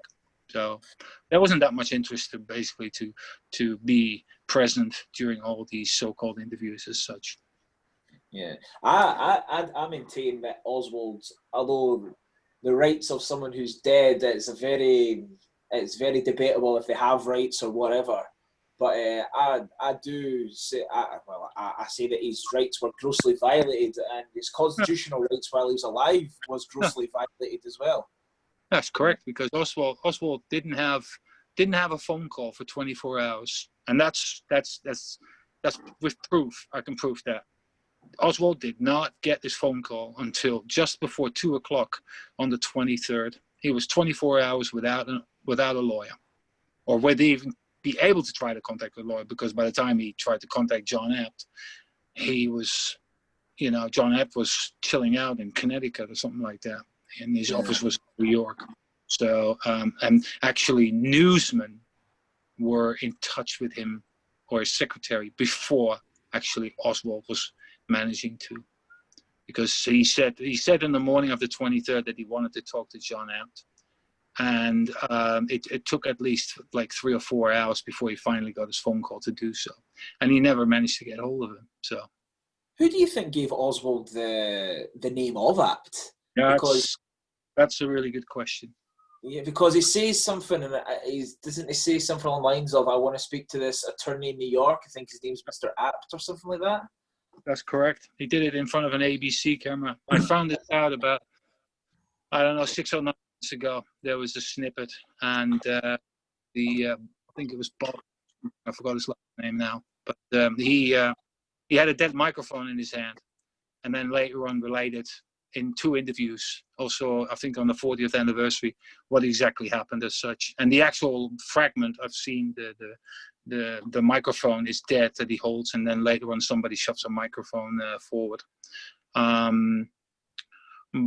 Yeah, no one knows who the source is for that.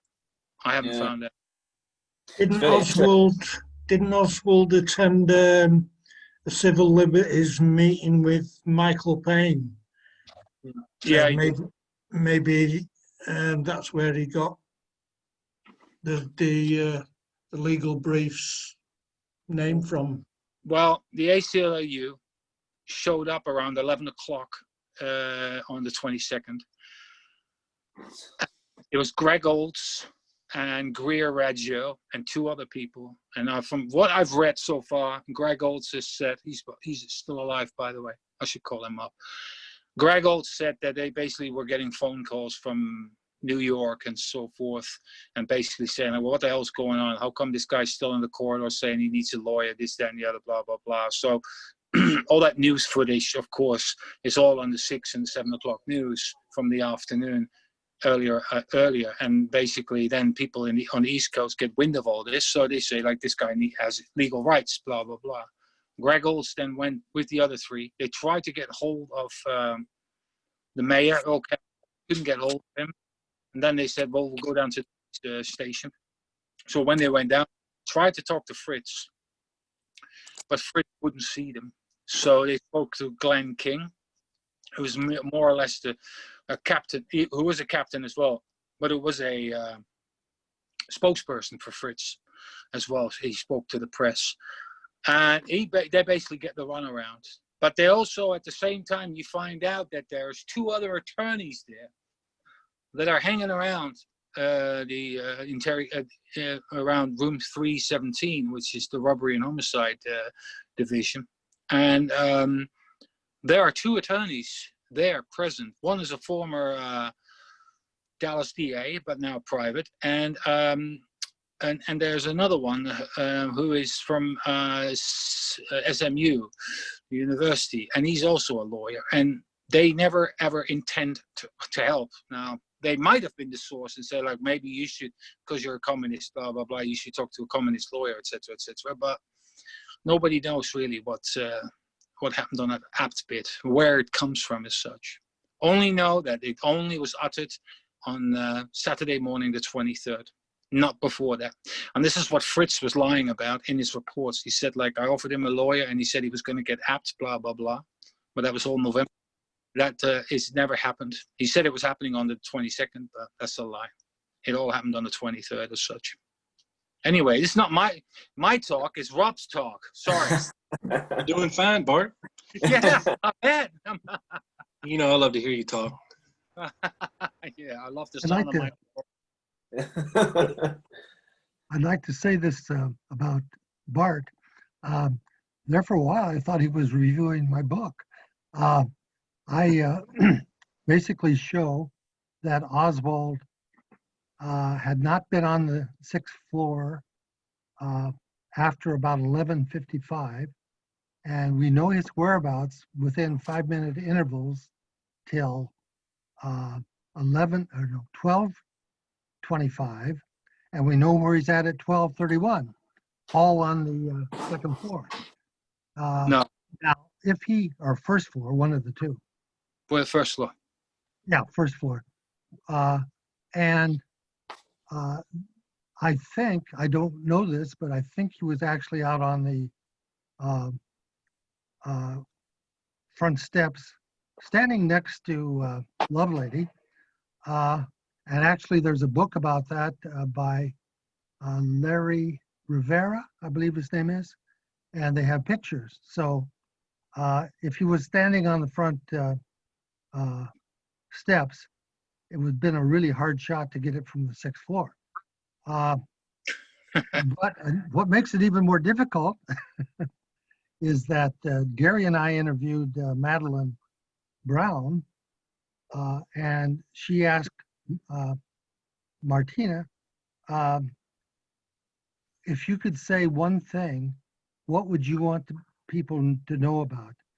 And Martina said, well, the day after the assassination, they came to the house and picked up Lee's gun. So how did it get back there? Now, that's obviously, I don't have that anyway other than in an interview with Madeline, but it's interesting at least. So there's a lot of other things in the book too, but basically my sense is we prove Oswald was not the assassin, and his involvement was as a person who was trying to stop the assassination. And so that's my 2 cents worth. I think one of the most overlooked parts of this whole case, and one of the most important, was Ian Griggs's work done with the assembling and disassembling of the rifle. And I watched a presentation done on YouTube, and it was Ian Griggs. He was assembling the rifle with the screwdriver, and it goes to show just how much work goes into actually assembling this weapon. And of course, no screwdriver was found on the 6th floor after the assassination, so they said that it could be assembled with a dime coin. And Ian Griggs tried this, and he said he tried it until he got blood blisters on his fingers, and he says it couldn't be done. Yeah. So it's one of the most important aspects of the case for me. Oswald could not assemble that rifle. He had no tool to do it. True.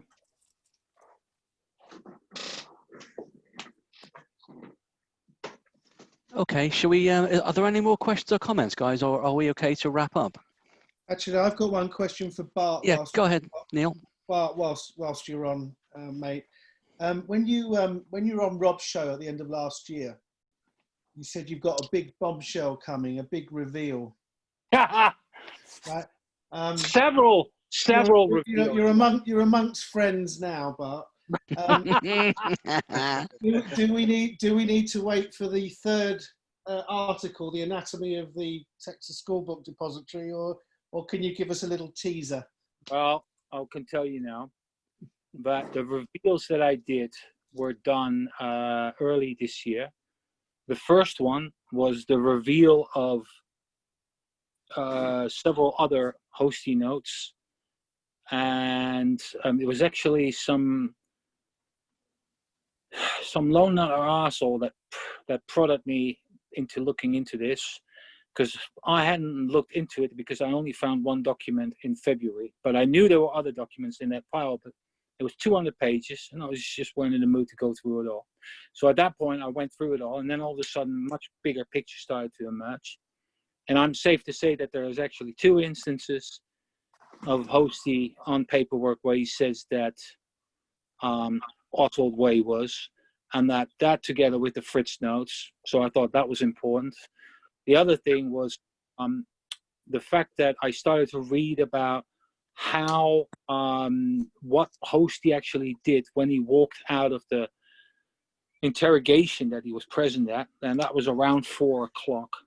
And he had made notes in his notebook, but he also, according to his book, had a pad of blank affidavit paper. And that's how when I found the note in Malcolm's archives about that he was going to watch the presidential parade as such, I put it much more in better context, because what Hosty did was, after he walked out of there, he did speak to Secret Service agent Forrest Sorrells, but he also went into the second room inside 317 and went through the evidence that they at that point had collected so far and wrote down all the bits on the back of Dallas police affidavit paper. Now, the so-called second Hosty note, the one that I found in Malcolm's archive, is written on the back of that affidavit paper. So you can pretty much pinpoint it as in late afternoon, around 4 or 5, between 4 and 6 o'clock, that Hosty wrote that preliminary report, because that's what it is actually, because afterwards he made the first report with Jim Bookhout together. And after Oswald died, Jim Bookhout made another report about that particular interrogation, and he twisted things around 180 degrees on 2 or 3 instances. The second thing that I found out was, while I was, my third paper, it's almost finished, the Texas School Book Depository one, I found out that the 3 boys, the 3 black men on the 5th floor, went downstairs to the 4th floor and spoke to some women. And it was basically described as like all these women. And these women are basically related to Victoria Adams' descent, because of course Adams and Stiles ran down the stairs, and Dorothy Garner, who was a supervisor, went basically towards that corner where those stairs were and looked out the window. What we know from the statements of the women on that 4th floor, that there were at least 8, if not 10, women on that 4th floor when it was going down. So you had Adams, Stiles, Garner, and Elsie Dorman, who filmed that turn on with the Dorman film. Those 4 were clearly together, but there were at least another 4, if not 6, and I believe it's 6, were on that same floor as well. This wasn't a very highly compartmentalized floor. It was pretty open overall. Now, the men from the 5th floor went down after several minutes, because they also went west on the building and looked outside the window and down, and then decided to go downstairs via the steps. They stopped at that 4th floor and they talked to these women. Now, if you read all the statements of everyone, then at first it's happening. Then they try to disown it like it didn't happen at all. That by itself is quite important, because what it is that the police and the FBI and the Secret Service, all 3 of them, completely neglected anything that was happening on the 4th floor, because Stiles wasn't interviewed by anyone. Victoria Adams' interview has apparently been changed, but most of the other women, they were barely interviewed at all. They didn't do statements and so forth. And Dorothy Garner's statement was just suppressed as such. So the federal agencies basically did their best to sweep this whole 4th floor thing under the carpet as such. So that's the second thing that I did a big article on that. The paper on the Texas School Book Depository is going to come out, I'd say late summer. I'm waiting for some interviews to go through. And on top of that, I've got a massive pile of documents in Cheltenham to pick up. Once I've been through all that, I'm deciding whether to release it, because it'll be at a stage where I can say, yeah, all right, fine. Then I've got a prayer man paper. The prayer man paper also is in a pretty far developed stage as such, but I'm not sure if I'm going to release them at the same time, which I want to do, but otherwise that will be released just before Christmas. And then I'm going to release updates on the first paper and the second paper. The interrogations paper is increased by about, I don't know, 30 pages maybe, no, 50 pages of material that's been added to it. So it's going to be, especially the interrogations paper is a very detailed paper in the sense of a timeline as such. Now, like I said, I waited for some interviews. Once I get these interviews, I'm going to add bits, quotes from it. I got an interview with Jack Doherty that was done in the early 70s. I'm using a few bits from that. Jack Doherty was painted as a retard by Roy Truly, the supervisor of the Texas School Book Depository. But I think Jack Doherty is much smarter than he lets on. This whole PTSD thing, etc., etc. He probably may have it. I'm not disputing that. But from the audio tape that I've got and listened to, he's very clever and he's very guarded and so forth. So I don't know about Doherty. I find Doherty one of the most suspicious people of the whole bunch in that building as such. And then the other thing I could tell you now is that I've got a copy of the Wiegman film, and it's in 5K, which is big, really big. And the problem is that the copy is okay for certain observations, but the quality of it isn't as good as I would like it to be. So I thought I had the jackpot. We got it about, God, when was this? Just about 9 months ago. And I've been looking deeply into it. And but the problem is that, yeah, it's either the dupe itself that was made for that particular company that was selling me a copy. It's just, you know what, in the 60s, I mean, think about a duplicating process and this whole press thing and being as quick as possible and blah, blah, blah. I've learned certain things about the Wiegman film. The majority of the frames are blurred, and I mean blurred, even the ones of the Texas School Book Depository front. But there are some images where you can say, I can get the result from this.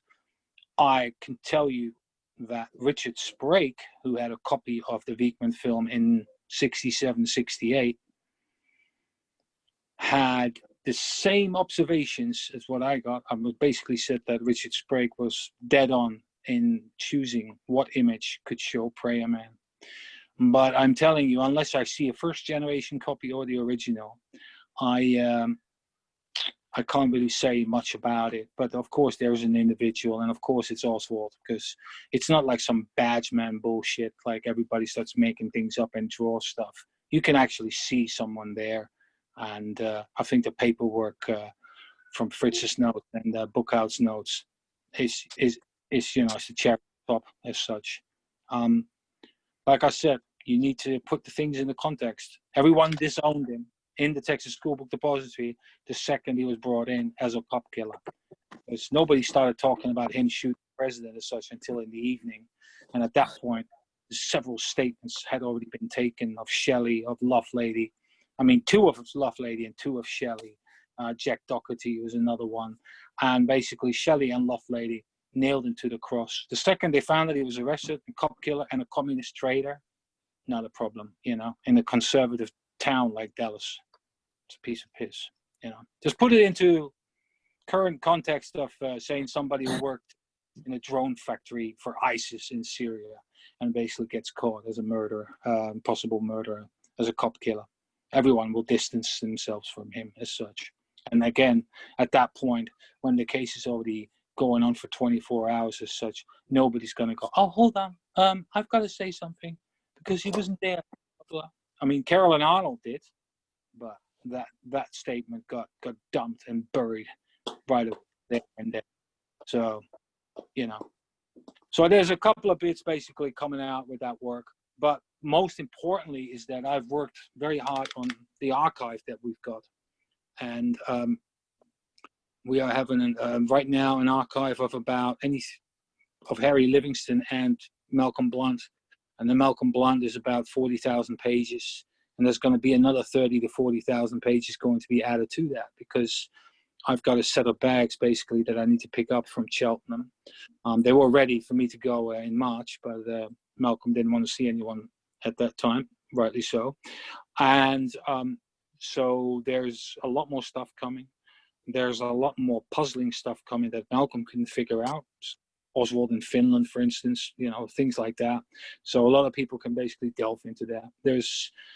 I've got only the top brass knows this so far is I got a load of microfilm reels. So these are like in a library, like microfiche, you know, when you have those little things where you just put in. These are reels with just with documents on them, and I had 26 of them, and I've just had them all digitized, and I've been uploading them. And we're talking about Oswald evidence. We're talking about Cuban exiles in the 80s, and we're talking about Wagner Carr's archive. And Wagner Carr's archive is very interesting because he's got bits in there that haven't been released as such by the Dallas police. So I've just had a glance at it and stuff like that. But you're talking about like each reel was holding like more than 2,000 pages. So, you know, you do the math. And so I've basically been adding them. And now the other stuff is going to come. That's going to take me till the end of the year. And then finally the whole Blunt archive is finished as such. So that has slowed my research down. But at the same time, I find a few tidbits here and there that help me. I add on with my research.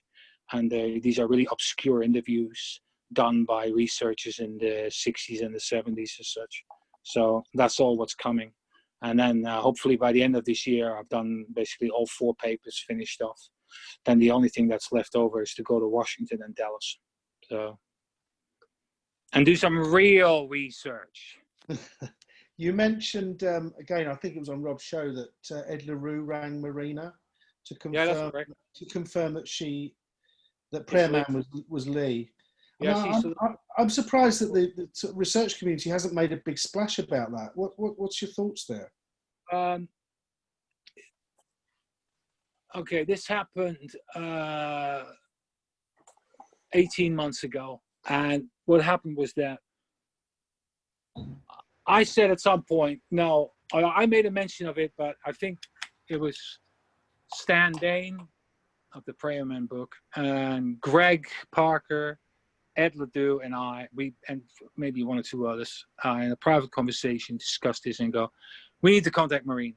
And I was like, you know, why don't we just send it and nothing ventured, nothing gained, blah, blah, blah. So that's what we did. And so we sent her, Stan Dane sent her, we got her address and Stan Dane sent her a couple of photographic prints of the Wiegmann, of the Darnell film. And also sent a book. And Marina was really easy with the whole thing because what happened was that Ed called her because after a week or 2 we didn't hear anything back, and they said, all right, okay, let's call her up. So it's 6 o'clock. What's that? Oh, Ed it's called her up. 6 o'clock. Oh, Ed called her up and time for a beer. Yay! And time for you to stop talking, Bart. Sorry, Bart. Go ahead. Called her up, and 25 minutes later, she rang back, and it was completely unexpected. And she rang back, and she volunteered it. She didn't say, like, after a question, like, who do you think it is, or what's about the guy in the top left corner, blah, blah, blah. She just went, it's Lee. So I said to her, did you record it? And he went, no, because she called me back. I didn't have the recorder on. And I was like, and I said, you need to call her back, and she needs to confirm what she said, and if we can use that quote. So this time Ed did record the conversation, and she said that, yeah, you can use it, that it's Lee, because blah, blah, blah. We asked her whether she had been confronted with this before, and she said yes. And I also spoke to the daughter of Jimmy Darnell, the filmmaker. That was last year in August. That's an interview that's going to go into the Prayer Man paper. And she said as well that she'd been confronted with it. I think a lot of people are aware of it. But the cherry on top is what's missing. You just need that one scan. It's going to be difficult, I have to tell you. A, in obtaining that scan, and B, the amount of blur that's present in both films. So whether we're going to get the shot, I don't know. But from a paper point of view, and the statements and the whole puzzle, I'm going to be done by the end of this year with the whole thing. Then the only thing that's left over is for me to go down there and talk to the few people that are still alive as such. A lot of the women that worked inside the Texas School Book Depository are still alive, because they were only 19, early 20s, so they're now in their mid-70s, so I can still talk to them. So that will be probably an addition, an update to the papers once I release them. And that's then also the only thing I need to do is hunt the film down. So I've got leads, but I'm just going to wait, because first I'm going to do the paperwork, and then I'm going to film down, because I know where they are. And we'll see. That was good. Yeah, cool. Neil?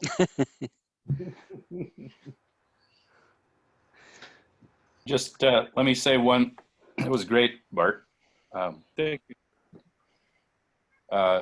Before we go, there's you guys might be interested in a gentleman here in Minneapolis. He's a retired psychologist, about 78 years old.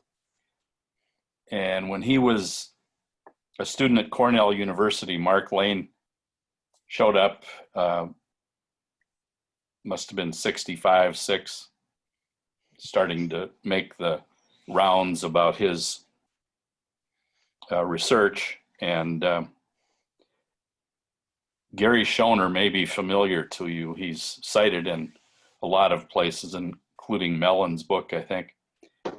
But because of his experience with Lane at Cornell University, got him interested, and he proceeded to become a part of the Garrison investigation. And he admittedly doesn't keep up reading books these days, but his memory and ability to articulate what went on in New Orleans with Garrison and his participation as a 22, 3, 4, 5-year-old is amazing. And I'm sure that he has information about Beckham, Jack Martin, who, like we said earlier, is from Minneapolis. So if you guys are interested, I can see if he would be interested in being a part of one of these Zoomers. Be good for Rob to get in touch with him. Yeah, anybody that knew him back then would be a huge asset, to try to corroborate anything that he has to say about any of these folks down there. Like there's other people that are involved with the Garrison investigation and have things to say about Jack Martin and Thomas Beckham. Like David Lewis, for instance, and a lot of Garrison's investigators at the time. And just to wrap everything up, I'd like, people. Question was asked before, what I thought about Garrison's investigation and all that, and I think to imagine the JFK assassination timeline without it. I mean, could you imagine never having the movie JFK, never having the Garrison investigation? A lot of this stuff that happened in New Orleans we would never even know about it. Yeah. All we would have is Dallas, and that's it. So even though you might not agree with where Garrison took his investigation and where it ended up, the fact that we have it and we know more than we did without it is invaluable to all of us, and we all benefit from it. I think a lot of people can say that their introduction into the case was the movie JFK, despite its factual errors and historical accuracy about some things. But, it did open a lot up for people, the interest in the case, and, of course, the JFK Files Act, which we all benefit from today in obtaining all these documents from these various agencies. So that's basically all I got. I agree. We're very lucky that certain things have basically added to the fact that records have been released and so forth. Okay. Well, Rob, again, thank you so much. It's been a really good talk, and I've really enjoyed the discussion and your presentation. Thanks to everybody. Gary, thank you for coming along as well. And John, Delaney, it's lovely to see you both again. And hopefully we'll do it again really soon. But thanks a lot, everybody. Thank you. Yeah. Thank you, Tony. That was really good. And thank you, Rob. Thanks, Thank Neil. you, Rob. Thanks, Rob. Hey, thank you guys for inviting me. I had a blast, and I'm definitely going to show up for these from now on. And I love being part of Dealey Plaza UK. Thank you very much. Bye-bye. And I'm truly honored and to be a part of it, and to be able to share an interest with all you guys. And thank you very much for inviting me. I had a blast. Thanks, Rob. Appreciate that. Thank you. Cheers. Cheers Thank out. you. Bye, Okay, bro. everybody.